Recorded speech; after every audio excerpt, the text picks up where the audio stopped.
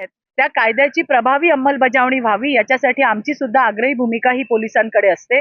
मी आल्यावरच पोलिसांना विचारलं, गुन्हा किती वाजता दाखल झाला, किती वाजता पालक आले, ज्याच्यावरती नेहमी सगळ्यात पहिल्यांदा आक्षेप असतो. पोलिसांनी सगळी माहिती दिलेली आहे, तुमच्याकडे ती माहिती आहे म्हणून मी रिपीट करत नाही.